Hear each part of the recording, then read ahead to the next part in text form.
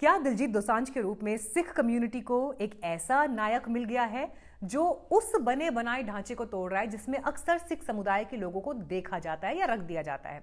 क्या दोसांझ बॉलीवुड में एक ऐसी लकीर खींचने जा रहे हैं जो उनसे पहले किसी भी सिख अभिनेता ने नहीं खींची है? और क्या दिलजीत दोसांझ अपनी तमाम कमियों को खूबियों में बदलते हुए युवाओं के लिए एक ऐसा आदर्श बनने जा रहे हैं जिनके साथ भले ही विवादों की एक लंबी लिस्ट हो, लेकिन वो डंके की चोट पर गलतियों को एक्सेप्ट करते हैं और जैसे एक जमाने में गांधी जी ने कहा था वही बात आज कहते हैं।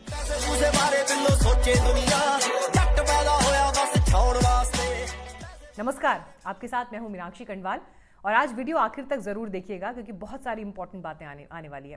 तो फिल्म फेयर ओटीटी अवार्ड्स 24 की लिस्ट को अगर आप देखें तो उसमें best actor web original film male का अवार्ड दिलजीत को अमर सिंह चमकीला के लिए मिला दिखता है। और कुछ दिन पहले जब ये फिल्म रिलीज हुई थी तब इस फिल्म को लेकर लोगों में अलग तरह की एक्साइटमेंट थी। फिल्म का एक गाना मैनू विदा करो कई दिन तक एफएम पर बजता रहा और इस फिल्म में दिलजीत दोसांझ ने शानदार एक्टिंग की, यानी एक अनट्रेन्ड एक्टर ने एक ऐसे किरदार को जिया जिसके बारे में आम हिंदुस्तानियों को कुछ खास मालूम नहीं था और ना ही चमकीला साहब के बहुत ज़्यादा वीडियो रेफरेंस थे। लेकिन आज बात इस फिल्म के लिए दिलजीत को मिले बेस्ट एक्टर अवार्ड की नहीं करूंगी। आज बात दिलजीत के रूप में उभरते उस एक्टर, सिंगर और एक्टिविस्ट की होगी जो सिख समुदाय के लिए एक हीरो के रूप में उभरा है और जिसकी पॉपुलैरिटी सिख कम्युनिटी को गर्व से भर रही है। मेरे को बस दिलजीत दोसांझ पे क्या मेरी जिंदगी जान ले लो, मेरी मेरा हो गया। पिछले दिनों दिलजीत दोसांझ पर सीनियर जर्नलिस्ट सुधीर चौधरी के prime time show black and white में किए गए एनालिसिस के बाद मैंने अपना एक एनालिसिस एक वीडियो में पोस्ट किया था जिसे लेकर सैकड़ों लोगों ने कमेंट्स किए।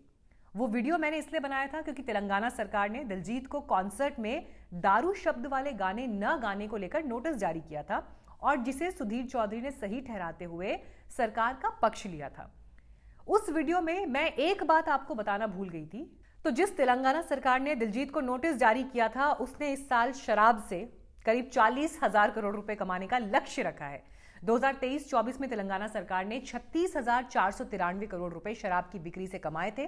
खास बात यह है कि 2011 की जनगणना के अनुसार तेलंगाना की आबादी 3,51,00,000 है, जबकि 20 करोड़ की आबादी वाले यूपी को पिछले फाइनेंशियल ईयर में शराब की बिक्री से सिर्फ 47,600 करोड़ रुपए का रेवेन्यू मिला था और पीने पिलाने के लिए मशहूर पंजाब को पिछले साल 6,151 करोड़ रुपए के रेवेन्यू से ही संतोष करना पड़ा।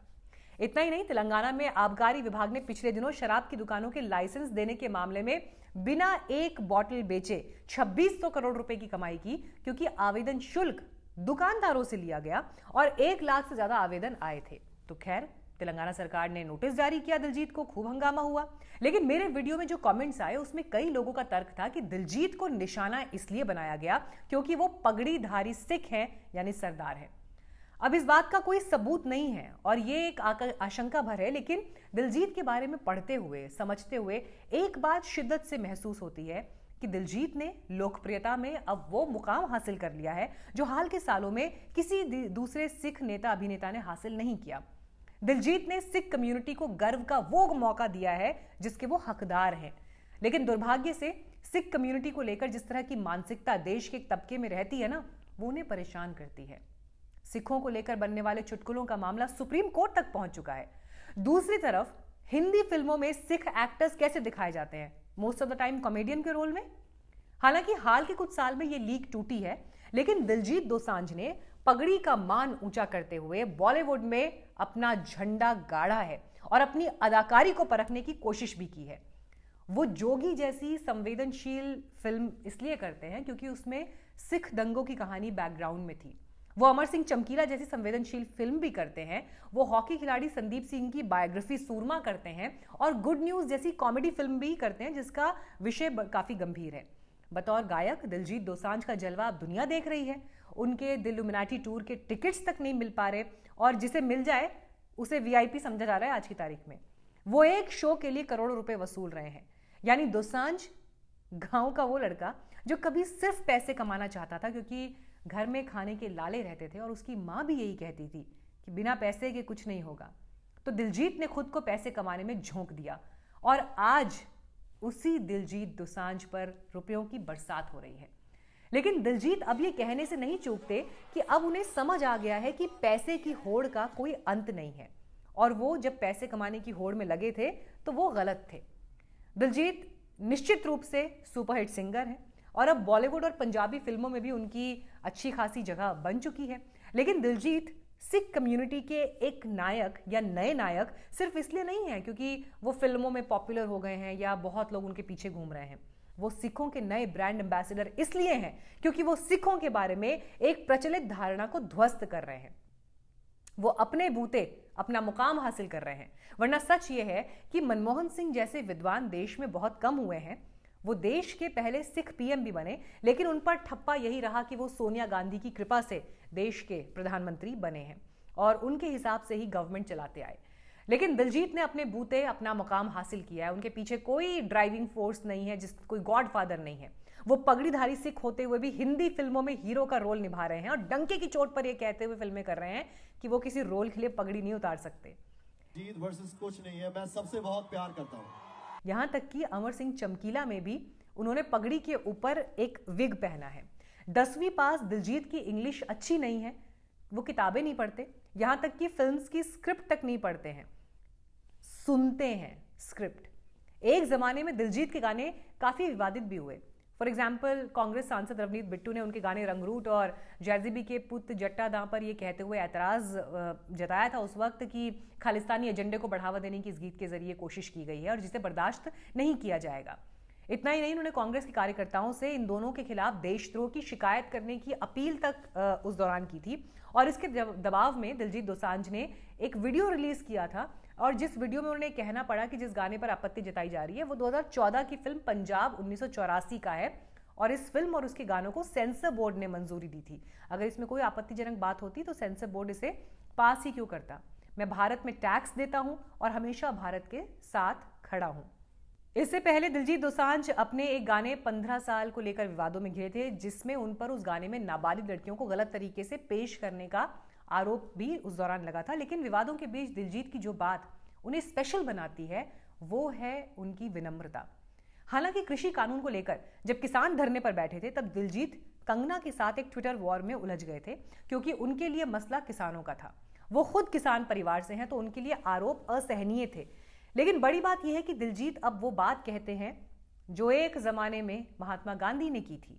दिलजीत अब कहते हैं कि वो 2020 से पहले कही गई अपनी बातों के लिए जिम्मेदार नहीं है, यानी उन्होंने जो कुछ भी इंटरव्यूज में या अलग अलग मंचों पर कहा है अब उनसे उन बातों से वो खुद इत्तेफाक नहीं रखते हैं और इसीलिए 2020 से पहले के इंटरव्यूज वगैरह में उनकी बातों और उनके बयानों को उनका आज का वर्जन नहीं माना जाना चाहिए।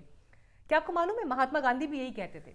उनके विचार एक ही मुद्दे पर कई बार बदले हैं और इसीलिए किसी मुद्दे पर आखिरी बार का जो उनका वर्जन है वही उनका फाइनल वर्जन माना जाना चाहिए, क्योंकि व्यक्ति समझ, उम्र और अनुभव के आधार पर मैच्योर होता है और वो किसी मुद्दे को अलग तरह से देखने की कोशिश भी करता है। और दिलजीत भी अब यही कहते हैं कि वो अब मैच्योर हुए हैं और उन्हें अपनी गलतियों का भी एहसास है। दिलजीत नए वक्त में योग के ब्रांड एम्बेसडर भी हैं और हर इंटरव्यू में ये कहते हुए दिखाई देते हैं कि अगर उन्होंने योग को पहले अपना लिया होता तो शायद जिंदगी आज कुछ और होती, शायद जिंदगी और बेहतर होती। दिलजीत दोसांझ अब वो एक्टर और सिंगर हैं जिसकी पॉपुलैरिटी पंजाब और देश के बाहर पहुंच गई है। वो एक तरफ अपने गानों से युवाओं को दीवाना बनाए हुए हैं तो अमरजीत सिंह चमकीला जैसे किरदार की संजीदगी को निभाते हुए उन्होंने पंजाब की उस पीढ़ी को अपना मुरीद बनाया है जो एंटरटेनमेंट के साधनों के अभाव के बीच चमकीला के फैन भी रहे थे। फिर सिख दंगों के दर्द को बड़े मंच पर दिलजीत ने रखा और अपने गानों या फिल्मों में सिखों को मजाक नहीं बनने दिया। इतना ही नहीं, वो जरूरत पड़ने पर एक्टिविस्ट भी बन गए और किसानों को 1 करोड़ रुपए दान दिया। दरअसल दिलजीत दोसांझ के रूप में ना सिख कम्युनिटी को एक नया नायक मिला है और इसीलिए उन पर उठती हुई उंगली से सिख कम्युनिटी के लोग आहत भी होते हैं क्योंकि वो उन्हें अपना मानते हैं। जाहिर है दिलजीत पर अब बड़ी जिम्मेदारी है उनके कंधों पर, क्योंकि अब वो सिर्फ एक एक्टर सिंगर नहीं बल्कि एक बड़ी कम्युनिटी के हीरो हैं जिसके फैन सिख कम्युनिटी में ही नहीं बल्कि हर धर्म, हर जाति और हर राज्य में है और इसीलिए उन्हें हर उस विवाद से बचना होगा जिससे उनके नायकत्व को ठेस पहुंचे और उनकी कम्युनिटी को यह कहने में हिचक हो कि दिलजीत को कभी उन्होंने अपना हीरो माना था। और आज इनफैक्ट इस वीडियो को बनाने की वजह भी यही थी क्योंकि पिछले वीडियो में जिस तरह से मैंने आप लोगों के कमेंट्स पढ़े हैं और उन कमेंट्स में जो भाव जाहिर किए गए हैं, मैं इस बात को गारंटी के साथ कह सकती हूँ कि इस तरह के भाव किसी पैसे से खरीदे नहीं जा सकते। इस तरह के भाव किसी सोशल मीडिया टीम को काम पर लगाकर हासिल नहीं किए जा सकते। ये भाव एक दिल का दूसरे दिल से नाता है जो किसी कॉमन कॉज के लिए, जब आप किसी के लिए फील करते हैं तभी दिखाई देता है। और दिलजीत दोसांझ ने पैसे तो जो कमाए हैं वो अलग बात है, लेकिन उन्होंने लोगों को कमाया है, लोगों के दिलों को कमाया है, उनकी नज़रों में इज्जत कमाई है। तो मुझे लगता है उस इज्जत की, उस प्यार की और उस अपनत्व की भी इज्जत होनी चाहिए। तो मुझे ज़रूर बताइएगा कि आज जो मैंने वीडियो में बातें की हैं उस पर आप क्या सोचते हैं, आप उससे इत्तेफाक रखते हैं या नहीं। और स्पेशली पंजाब से जितने दर्शक हमें देख रहे हैं, क्योंकि पिछले वीडियो में आप लोग, इनफैक्ट मैंने देखा बहुत से लोग ऐसे थे जिन्होंने गुरमुखी में भी अपने कमेंट्स लिखे हैं, और मैं गुरमुखी लिख सकती हूँ, पढ़ सकती हूँ, तो क्योंकि 10th स्टैंडर्ड तक मैंने गुरमुखी पढ़ी है, इसलिए उन्हें पढ़ते हुए बड़ा अच्छा लगा, दिल खुश हुआ। तो इस वीडियो में भी अपना प्यार उसी तरह से जाहिर करिएगा और मुझे बताइएगा कि जो बातें आज मैंने एक्सप्रेस की उससे क्या आप इत्तेफाक रखते हैं या नहीं। Thank you so much news beats को अपना बहुत सारा प्यार और सपोर्ट देने के लिए।